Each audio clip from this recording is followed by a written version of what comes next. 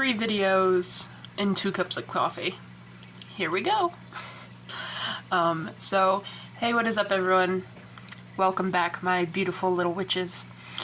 This is the 3rd week and the 3rd video I'm doing since I have been back. If I look the same as the last video, which was the basics in witchcraft, I think, that's because I'm filming this video directly after. And this video is going to be a part 2 of that video because I still have a lot of basic research information that I did not talk about in the first video. So I am doing another video after this because I've decided to do how much, but you're guaranteed a video last week because it's already edited, and you are guaranteed this video and probably next week because I have another video that I want to do. So let's get into it, my beautiful little witches. I hope you all are having an amazing day. Grab your cup of coffee or tea. This is my second one because I've done another video and now I'm doing another one. So I hope you all have an amazing day. I hope you enjoy the video. Pull up a chair, gather around, and enjoy. So, welcome back to my channel. For this video, we will be doing a part 2 of the basic research topics for baby witches. And I have some different topics that I wanted to include that I didn't in the first video because the first video was pretty long. So, let's get into it. So, for the first thing I want to talk about is kitchen witchery. And this is, I don't want to say one of the most basic, but it is one of the most common types of witchcraft. Kitchen witchcraft is anything having to do with cooking.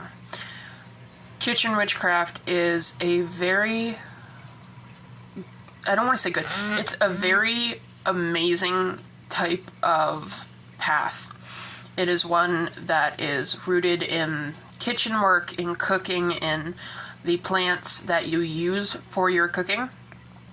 And I personally think it is a very good topic to learn when starting out because simple magic such as cooking magic and enchanting your food and your drinks and your teas and coffee is such a simple type of magic, yet such a useful type of magic that I feel is so important to learn when you come into witchcraft and when you are starting witchcraft.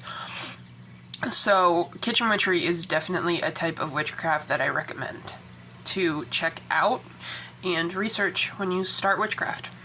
If I'm looking down, it's because I have my paper right here with all the topics. The second type I want to talk about is familiars and animal representation in magic. When I started out, familiars was a big part of witchcraft that I feel kind of died out over the years. I don't want to say died out, but it became less publicized. So, familiars are animal companions or companions of any type that guide you in witchcraft or are present in witchcraft when you are practicing. They are around you when you are practicing. They're fueling your energy. They are making you want to practice more. This can be a simple household cat, or it can be a spiritual being. It's kind of hard to talk about, but there is so much information about familiars, and I definitely recommend checking out familiars when getting into witchcraft, but a little bit further into witchcraft because it is something that comes over time. So, that being said, I want to talk about another form of witchcraft that is really interesting to learn, and that is animal representation. With things like tarot cards and animal products in witchcraft, such as teeth, fur, whiskers, all of these things have to do with certain traits. So I highly recommend looking up animal representation in witchcraft and the properties that certain things bring, such as lions bring strength, cheetahs bring tranquility, stuff like that. It's really simple, but it also goes really in depth, and I feel that animal representation also goes hand in hand with familiar work and that kind of stuff. So animal representation and familiars are really, really good to research and to get into when starting out in witchcraft. Another type is safety in the astral plane. Now, the astral plane is very, very different from astral projection. I want to say that now, because I know there are a lot of witches who are going to go, oh, you shouldn't be doing astral projection as a baby witch, and I completely agree. I personally don't even do astral projection yet. But my form of astral projection is working with the astral plane. Now, the astral plane is what's considered as your happy space.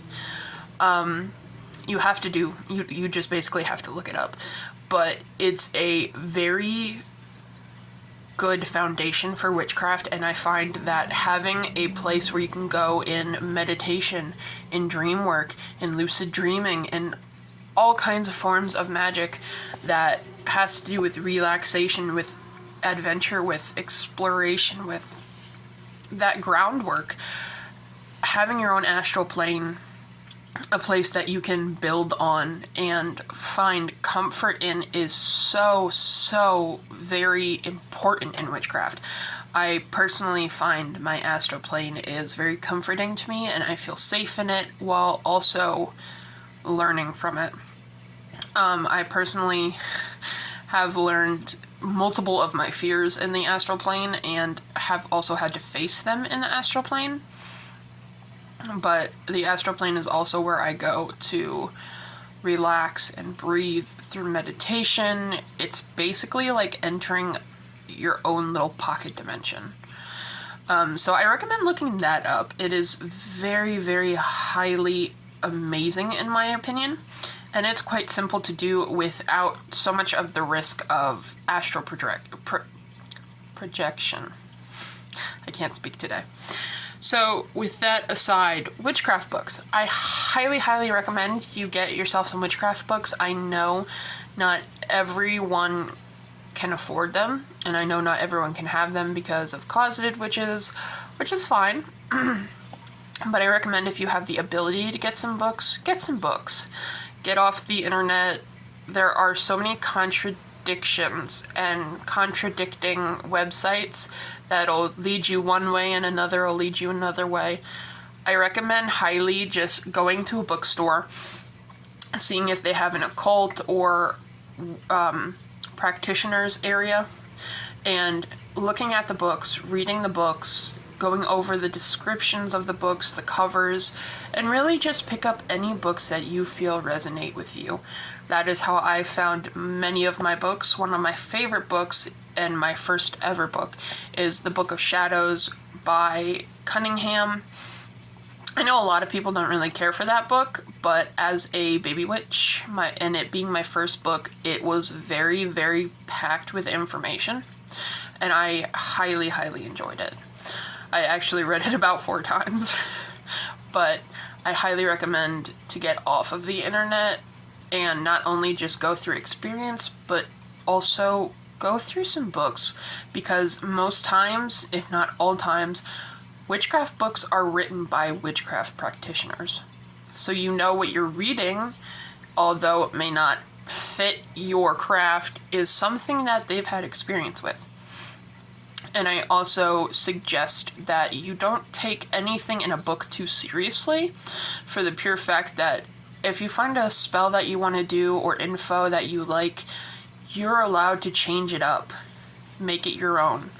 The entire point of witchcraft is making it your own. If you find a spell in a book, but it calls for jasmine and you'd rather use lavender, that's perfectly fine.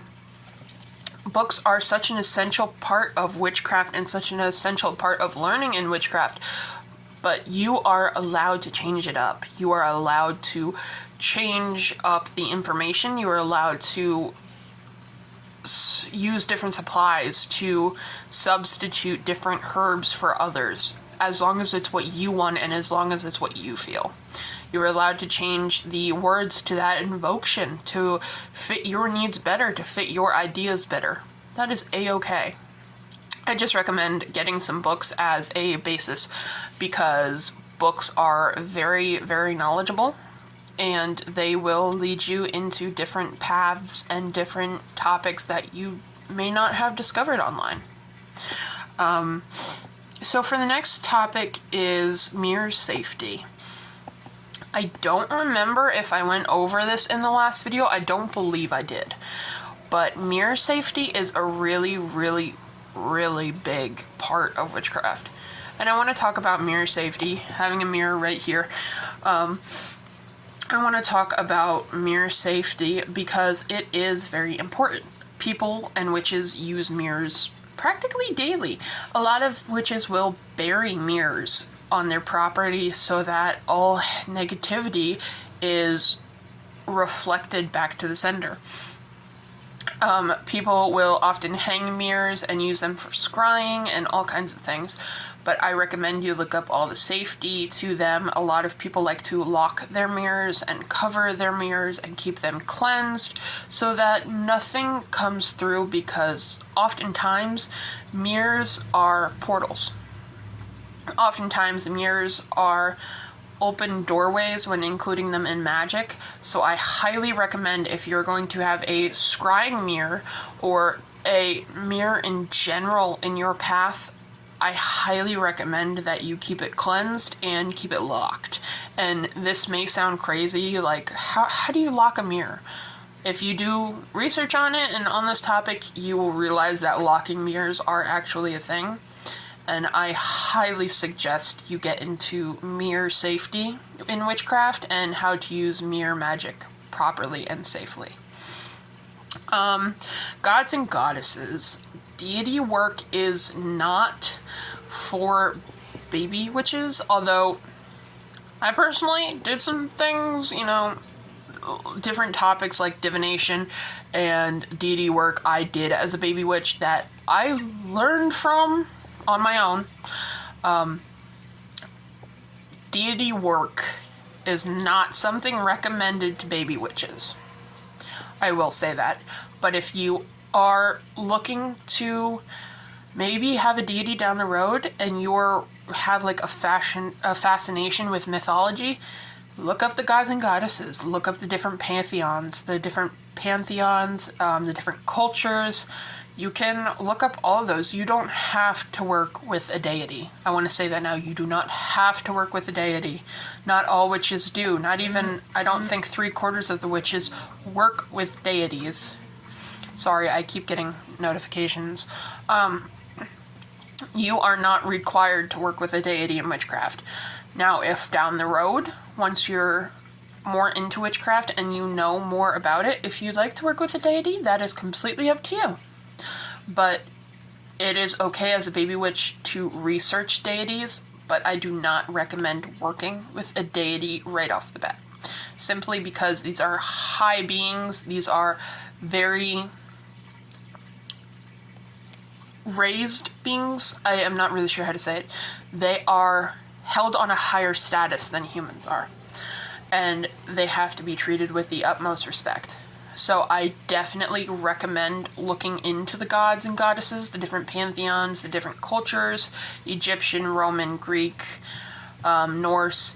I definitely recommend it, but I don't recommend getting into deity work until you're at least about a year to 2 years, maybe even more into witchcraft. It's whenever you're comfortable. Obviously, you know your path and you know when you're ready. But I highly recommend doing the research before getting into deity work. So with that aside, Wicca and paganism wasn't really something that I wanted to touch on, being a person that I identified as a Wiccan for the first year of my path, and then I really got into like the Wiccan read and stuff and like that, and I had grown apart from Wicca. So I recommend you look up what Wicca and paganism are. They are two different things. I recommend that you do your studies on both of them because they may fit you, they may fit what you believe in. I personally worked with Wicca or followed Wicca for the first year of my path. But after that, I got more into the Wiccan read, and I really didn't agree with it. That's just me. But if you do, that is a-okay, and that is perfectly fine. And I recommend for all baby witches to look up what Wicca is and what paganism is, since they are two different things. And I recommend that you look into them since they may apply to you. You may want to get into them topics. I will not be going too much into discussion, or I will not be delving into them too much since I do not really know much about either and I do not follow either. But I recommend for baby witches to look up what paganism is and what Wicca is, and try not to get too caught up in it. But if these are things that you would like to get into, then good for you. And that is all the more power to you.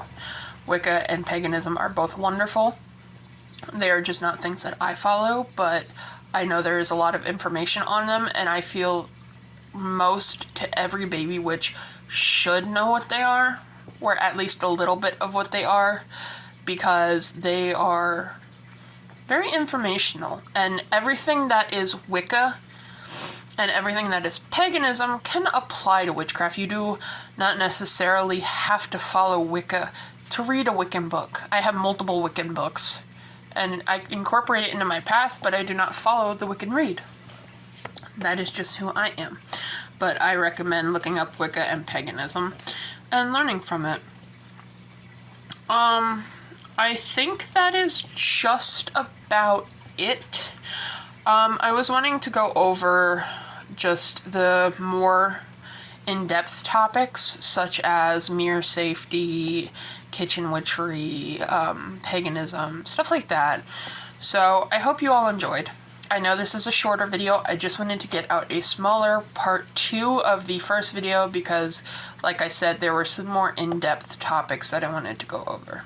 I hope you all enjoyed. I hope you have a blessed day, and I hope you all will like, comment, and subscribe. Blessed be, guys. Have a wonderful day, and I will see you in the next video. Bye.